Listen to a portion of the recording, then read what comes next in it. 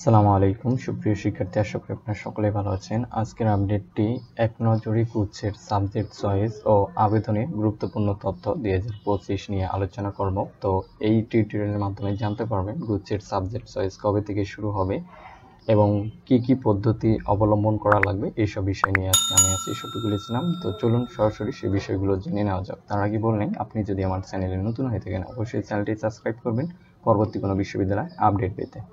তো আমরা এখন জেনে নিব সাবজেক্ট চয়েস কিভাবে দিব বা কোন ওয়েবসাইটের মাধ্যমে আমরা ভর্তি কার্যক্রম সম্পন্ন করব, এইসব বিষয়গুলো জেনে নিব। তো প্রথমত গুচ্ছের সম্পূর্ণ ভর্তি কার্যক্রম কেন্দ্রীয়ভাবে অনুষ্ঠিত হবে বা কেন্দ্রীয়ভাবে ওয়েবসাইটে লগ ইন করে নিচে সাবজেক্ট চয়েস দেওয়ার অপশন পাবেন, অর্থাৎ গুচ্ছের ওয়েবসাইটে সাবজেক্ট চয়েস দেওয়ার অপশন পাবে। তো এই ক্ষেত্রে একজন শিক্ষার্থী এক বা একাধিক বিশ্ববিদ্যালয়ে আবেদন করতে পারবে অথবা একটি মাত্র বিশ্ববিদ্যালয়ে আবেদন করতে পারবে, সেটি সম্পূর্ণ নির্ভর করবে সেই শিক্ষার্থীর ওপর।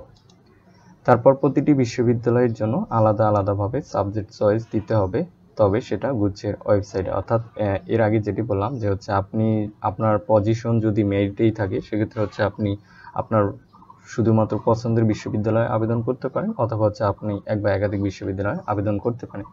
কেউ যদি একটি বিশ্ববিদ্যালয়ে আবেদন করে সেক্ষেত্রে তাকে একটি বিশ্ববিদ্যালয়ে সাবজেক্ট চয়েস দিতে হবে। কেউ যদি এক বা একাধিক বিশ্ববিদ্যালয়ে আবেদন করে তাহলে তাকে একাধিক বিশ্ববিদ্যালয়ে সাবজেক্ট চয়েস দিতে হবে।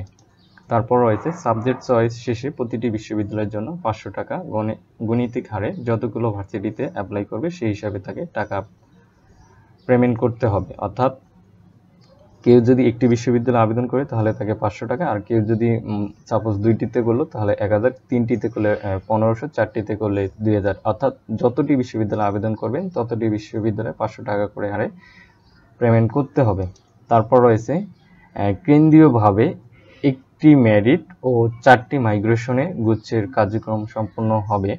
অর্থাৎ একজন শিক্ষার্থী প্রতিটি মেরিট ও মাইগ্রেশনে তার চয়েস লিস্ট অনুযায়ী বিশ্ববিদ্যালয় ও বিষয়ের ক্ষেত্রে অ্যাপ্লিকেবল হবে। অর্থাৎ এখানে আপনি প্রথমে যে একটি বিশ্ববিদ্যালয়ে বা কেন্দ্রীয়ভাবে যে আবেদন করলেন, সে আবেদন করার পরে আপনাকে পরবর্তীতে শূন্য আসন ফাঁকা সাপেক্ষে 4টি মেরিট বা মাইগ্রেশন তারা দিয়ে থাকবে। এরপরেই তাদের যে বিশ্ববিদ্যালয়ে ফাঁকা থাকবে তারা গণবিজ্ঞপ্তি দেবে, গণবিজ্ঞপ্তির পরেই তারা তাদের ভর্তি কার্যক্রম শেষ করে থাকে। তো এটি ছিল গুচ্ছের ভর্তি বা আবেদন বা চয়েসের বিষয়। এরপর দেখব আমরা গুচ্ছের মাইগ্রেশন সংক্রান্ত গুরুত্বপূর্ণ তথ্য। তো মাইগ্রেশনে গুচ্ছের ভার্সিটি মাইগ্রেশন বা সাবজেক্ট মাইগ্রেশনে আলাদাভাবে কিছু করার নেই। অর্থাৎ আপনি মাইগ্রেশন অন অফ করবেন কিনা এরকম কিছু নেই, তবে আবেদন করার সাথে সাথেই আপনার অটো মাইগ্রেশন অন থাকবে। এখানে অফ আছে বা অন করতে হবে এরকম কিছু না, বাট প্রথম মেরিটের পছন্দের সাবজেক্ট পাওয়ার পর তখন আপনাকে মাইগ্রেশন অফ করতে হবে। মাইগ্রেশন হবে তোমার সাবজেক্ট চয়েস অনুযায়ী। এক্ষেত্রে যদি প্রথম মেরিটে কোনো শিক্ষার্থী বা কোনো সাবজেক্ট পাও, এক্ষেত্রে যদি প্রথম মেরিটে কোনো সাবজেক্ট পাও বা উপরের দিকে যদি কোনো ভার্সিটির অন্য কোনো সাবজেক্ট থাকে, তবে সেই সাবজেক্টগুলোতে মাইগ্রেশন হবে। আর যদি একই ভার্সিটির সাবজেক্ট থাকে তবে ওই সাবজেক্টগুলোর জন্য মাইগ্রেশন চালু থাকবে। এখানে নির্দিষ্ট বা ক্লিয়ার করে কিন্তু দিয়েছে, যদি কেউ না বুঝে থাকেন তাহলে কমেন্টস করবেন।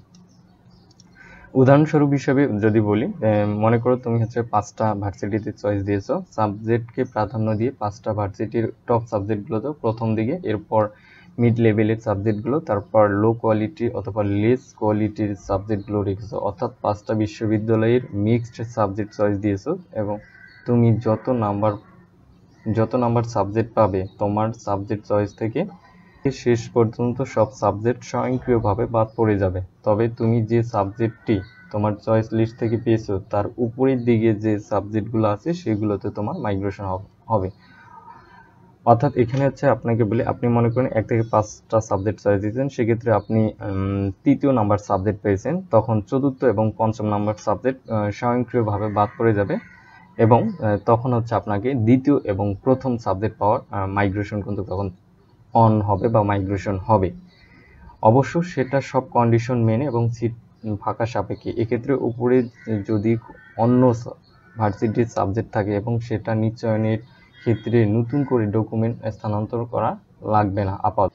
এরপর মাইগ্রেশনের পূর্বে প্রাপ্ত সাবজেক্ট আর ফেরত পাওয়া যাবে না, কারণ তুমি প্রাপ্ত সাবজেক্টের চেয়ে প্রত্যাশিত সাবজেক্ট পাওয়া বা ভালো ভার্সিটি পাওয়ার আশা নিয়েই মাইগ্রেশন অন রেখেছো। এক্ষেত্রে মাইগ্রেশনে প্রাপ্ত সাবজেক্ট পছন্দ না হলে কিছু করা নেই, সব সাবজেক্টে যেতে হবে। অর্থাৎ মনে করেন আপনি প্রত্যাশিত সাবজেক্ট পেয়েছেন বাট মাইগ্রেশন অন রাখছেন, পরবর্তীতে আপনার সিট থাকার সাপেক্ষে কিন্তু হচ্ছে আপনার মাইগ্রেশন হতে থাকবে। এই জন্য হচ্ছে আপনারা যখন প্রত্যাশিত সাবজেক্ট বা প্রত্যাশিত বিশ্ববিদ্যালয় পেয়ে যাবেন সাথে সাথেই আপনারা মাইগ্রেশন অফ করে দিবেন। তারপর হচ্ছে মাইগ্রেশনকালীন সময়ে নিশ্চয়নকৃত বিশ্ববিদ্যালয়ে দাখিলকৃত কাগজপত্র অন্য কোনো ভার্সিটির স্থানান্তর বা জমা দিতে হবে না। চূড়ান্ত ভর্তির সময় যে ভার্সিটিতে ভর্তি হবে সেই ভার্সিটির নোটিশ মোতাবেক সিদ্ধান্ত নেওয়ার জন্য বিশেষভাবে বলা হলো।